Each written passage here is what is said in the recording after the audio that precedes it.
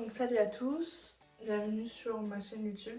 Aujourd'hui c'est une vidéo un peu spéciale parce que j'ai décidé de réviser le grand oral. Comme ça après je peux le faire en montage et me réentendre. Donc cette vidéo elle est faite pour que je puisse faire mon grand oral de sciences de l'ingénieur. Parce que j'ai toujours pas appris celui de physique, je l'ai même pas fini. Donc pour voir combien de temps je mets et je veux voir les mimiques. Voilà. Si vous avez des conseils, n'hésitez pas à les mettre en commentaire. Je vais oublier des trucs que j'ai prévu de dire, mais parce que j'ai prévu de m'entraîner sans feuille. À part si vraiment je galère, parce que je sais qu'il y a des parties que je connais pas encore top.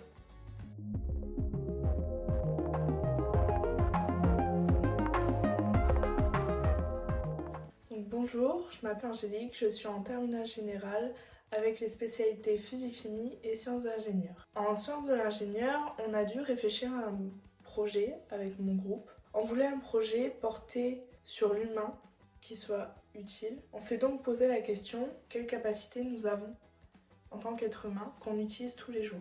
Cette capacité-là, celle qu'on a choisie, vous l'avez utilisée ce matin en vous levant. Vous êtes levé, vous avez pris votre petit déjeuner. Vous vous êtes dit, oui, je vais prendre ça au petit déjeuner. Ensuite, vous êtes venu ici. Vous vous êtes rappelé du trajet. Où était la salle? En arrivant, vous vous êtes dit, qu'est-ce qu'on a à faire aujourd'hui? Cette capacité-là, cette fonction que vous avez utilisée, c'est la mémoire. La mémoire, c'est une fonction essentielle qui nous permet d'apprendre, de nous repérer dans l'espace et dans le temps, de communiquer avec le monde extérieur. Malheureusement, cette mémoire peut être altérée à cause de maladies comme la maladie d'Alzheimer, la démence, des séquelles d'AVC ou encore des traumatismes crâniens. Aujourd'hui en France, il y a 12 millions de personnes atteintes de handicap, dont 30% avec un trouble cognitif ou neurologique. Dans ces 30%, on a 1,2 million de personnes atteintes d'Alzheimer. Toute cette problématique m'a poussé à me poser la question: en quoi les nouvelles technologies permettent-elles d'améliorer le quotidien des personnes souffrant de troubles de mémoire? Tout d'abord, on a les technologies d'aide à la mémoire. On a les logiciels et applications basées sur l'IA. Par exemple, les assistants vocaux tels que Siri ou Alexa qui permettent de créer des rappels pour la prise de nos médicaments, les rendez-vous, les événements familiaux. On a aussi des applications de stimulation cognitive comme Cognifit qui proposent des exercices pour entraîner la mémoire, pour éviter le déclin cognitif. Comment marchent ces nouvelles technologies? Elles fonctionnent grâce à de l'IA et des algorithmes d'apprentissage automatique. Elles créent des rappels ou des exercices pour la personne. Elles utilisent le traitement du langage naturel pour que la communication soit le plus simple et le plus naturel possible entre l'application, le logiciel et la personne. Ensuite, autre que les applications et les logiciels, on a les objets connectés, la domotique de la maison. Par exemple, en domotique de la maison, on a App Maison ou SmartThing qui permettent de connecter les objets entre eux avec une application centrale. Cette application centrale, elle va être reliée à un proche ou un soignant au cas où il y a un problème. Cette domotique de la maison permet par exemple de programmer l'ouverture des volets le matin ou d'allumer la lumière pour permettre à la personne, quand elle se réveille, d'être dans un environnement sécurisé et donc éviter les chutes. Elle permet aussi de fermer les volets le soir pour éviter un maximum le risque de cambriolage. Et on a aussi la possibilité de créer des routines. Par exemple, souvent les personnes d'Alzheimer oublient de manger, notamment. Donc on peut créer un rappel pour qu'elle puisse manger, qu'elle n'oublie pas de manger. On a des objets portables comme les montres connectées. Ces montres connectées, on peut créer des appels vibrants, ce qui peut être bien pour les personnes souvent âgées atteintes d'Alzheimer, car elles peuvent aussi avoir des problèmes d'ouïe. Donc les montres connectées avec rappel vibrant permettent une sécurité en plus par rapport à la prise de traitement ou de rendez-vous médicaux. Tous ces objets, ils marchent comment? Ils marchent grâce à l'internet des objets qui sont connectés entre eux et donc liés à une application centrale. Ils utilisent des capteurs intelligents, donc il faut pouvoir collecter les données en temps réel et les analyser, souvent grâce à l'IA. Donc là, je vous ai parlé des technologies les moins intrusives qui existent. Maintenant, je vais vous parler de l'avancée dans les neurosciences et les interfaces cerveau-machine. Tout d'abord, on a les implants neuronaux comme Neuralink ou Axoft qui sont implantables en une journée et qui vont grâce à la stimulation électrique ciblée, toucher les zones du cerveau qu'on va devoir utiliser pour renforcer la mémoire ou même améliorer les capacités humaines. Pour l'instant, ces implants ils sont utilisés dans le domaine médical, notamment sur des personnes paralysées pour qu'elles puissent faire plus de choses que ce qu'elles ne pourraient sans l'implant. Mais il va être développé dans le domaine de la vie courante pour améliorer les capacités cérébrales et augmenter la mémoire chez tous. Comment ils marchent ces implants? Ils captent les signaux neuronaux et ils les analysent avec de l'IA, puis il renvoie la stimulation électrique au bon endroit. Ces technologies posent quand même un problème parce qu'on a l'atteinte à l'intégrité mentale de la personne, le risque de piratage ou de mauvaise utilisation. Ensuite, une technologie beaucoup moins intrusive, les casques de réalité virtuelle et augmentée. On a par exemple le casque MyPod Dolphin qui propose des entraînements cognitifs basés sur le mouvement. Donc la personne va faire de l'exercice physique tout en entraînant sa mémoire. Ils vont recréer l'espace de vie de la personne et on va entraîner cette personne dans l'espace de vie à reconnaître l'objet là où elle l'a mis. Il y a eu une étude, par exemple, elle a été utilisée dans un hébergement pour les personnes à risque d'atteinte d'Alzheimer ou de démence. Cette technologie est envisagée pour les anciens soldats atteints de traumatisme crânien pour qu'ils évitent de perdre leur capacité mentale et qu'ils tombent dans la démence. On a aussi les lunettes de réalité virtuelle comme les Google Glass qui, donc quand on les porte, si on est perdu, il va y avoir des flèches qui vont nous indiquer comment rentrer chez nous. Elles utilisent, on a aussi la reconnaissance faciale qui va permettre de reconnaître la personne, le nom et le lien qu'on a avec. Ce qui peut être surprenant aussi, c'est que dedans il y a un journal de vie automatisé. Toute la journée, les lunettes vont prendre des photos de ce que vous avez fait et le soir, elles vont repasser ces images avec vous refaire en fait votre journée pour entraîner la mémoire épisodique. Donc ces lunettes, c'est un véritable soutien cognitif portable qui permet de compenser les oublis, préserver une certaine omie et que la personne reste le maximum en sécurité. Enfin, toutes ces technologies, il y a quand même des limites et des perspectives d'évolution. Tout d'abord, les défis éthiques et techniques. La fiabilité des systèmes, il peut encore y avoir des risques de bugs ou d'erreurs de l'IA, ce qui peut entraîner des fausses informations. La protection des données personnelles, pour l'instant, on ne fait pas encore des systèmes 100% sûr. Il peut y avoir un risque de piratage des informations sensibles sur les patients. Et on a aussi l'acceptation sociale et la contrainte économique. Ces nouvelles technologies sont encore peu répandues. On entend souvent du mal d'elles et le public visé sont les personnes âgées, sauf qu'on sait pertinemment que la plupart d'entre elles sont réticentes à ces nouvelles technologies. Maintenant, est-ce qu'on va vers des technologies plus intelligentes? Oui, parce qu'on a le développement de la neuroingénierie, donc avec les implants cérébraux de plus en plus performants. On a aussi l'amélioration de l'IA prédictive, donc elle permet de prévoir ce qui va se passer pour éviter par exemple les chutes ou les accidents. On a aussi la fusion entre la biologie et l'électronique qui vont permettre de développer des prothèses cognitives pour restaurer les fonctions perdues ou améliorer les fonctions cérébrale. Pour conclure, ces nouvelles technologies sont des alliés précieuses pour les personnes mnésiques. Elles permettent de gagner en autonomie, en sécurité et aussi en dignité. L'IA, les objets connectés, la neuroscience, tout ça, on les travaille en sciences de l'ingénieur et là, elles sont là pour accompagner au mieux ces pathologies. Mais il reste des questions éthiques majeures comme où placer la limite entre l'assistance et la dépendance et aussi jusqu'où accepter la fusion entre l'humain et la machine. Bonjour à tous, donc j'ai fait mon oral de sciences de l'ingénieur. Déjà, vous avez eu la partie avant. Et là, je vais enchaîner avec l'oral de physique. Donc vous voyez, j'ai pas tourné le même jour parce que je connaissais pas mon oral de physique. Je le connais toujours pas par cœur, mais voilà. S'il y a un truc qui bouge dans le fond, c'est mon chien. Voilà. Pixel. Donc j'ai décidé de le faire assise parce que ça rend mieux à la caméra. C'est parti. On va prier pour que la chaise elle grince pas trop et que le chien ne fasse pas de bruit. Voilà le problème.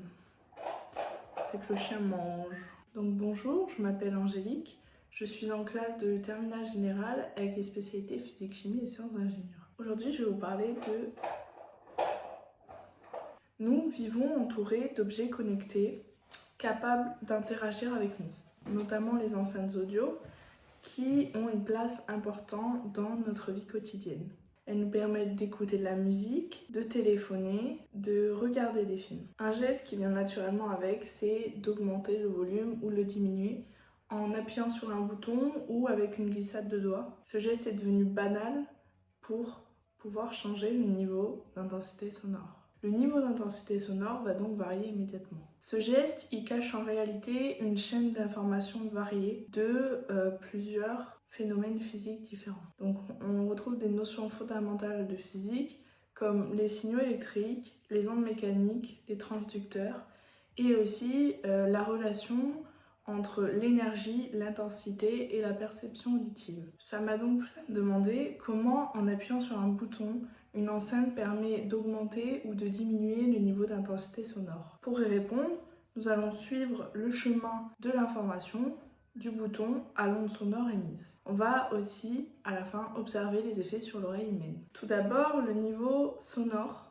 une grandeur physique liée à l'intensité. Avant de comprendre le rôle de l'enceinte, il faut revenir sur ce qu'est le son et l'intensité sonore. Le son, c'est quoi ? C'est une onde mécanique qui se propage dans un milieu matériel, généralement l'air, innée d'une vibration d'un objet comme une membrane ici, qui crée des compressions et des dilatations successives de l'air qui se propagent de proche en proche. Ces variations locales de pression créent une vitesse qui va dépendre du milieu. Dans l'air, on est à 340 mètres par seconde à température ambiante. Donc ensuite, le son, on a l'intensité sonore et le niveau d'intensité sonore. Tout d'abord, c'est quoi l'intensité sonore ? C'est la relation entre la puissance acoustique par unité de surface. En watts par mètre carré, on a I égale P sur S. Donc I, l'intensité sonore en watts par mètre carré, P, la puissance acoustique en watts et S, la surface en mètre carré. Mais, donc, si plus la source émet d'énergie, plus I va être grand. P va être plus grand, I va être plus grand. Mais nous assimilons mieux les chiffres qui n'ont pas de puissance, donc on a créé le niveau d'intensité sonore qui est à une échelle plus compréhensible pour nous. Donc cette échelle, c'est L égale 10 fois log de I sur I0, avec L en décibels, qui est donc le niveau d'intensité sonore, I, l'intensité sonore comme je viens de vous expliquer, et I0 qui est le seuil de l'audition chez l'être humain. I et I0 sont toujours en watts par mètre carré. Donc quand on va augmenter de 10 décibels, on va retrouver un décuplement de I. Donc quand on appuie sur le bouton pour augmenter le son, I va augmenter pour transmettre plus de puissance dans l'air et créer des vibrations plus amples. Ensuite, sur les enceintes, on a le haut-parleur qui transforme le signal électrique en onde sonore. Le haut-parleur, c'est quoi ? C'est un transducteur électromagnétique. Le transducteur, c'est un dispositif qui transforme un signal en un autre d'une nature à une autre. Ici, donc c'est le haut-parleur, il transforme le signal électrique en vibrations mécaniques qui vont créer des ondes sonores dans l'air. Ensuite, le principe de fonctionnement du haut-parleur. Donc le cœur du haut-parleur, il est constitué d'une bobine mobile qui reçoit le courant électrique et d'un aimant qui crée un champ magnétique radial. Le courant traverse la bobine et ça va créer la force de la place. La force de la place, c'est F égale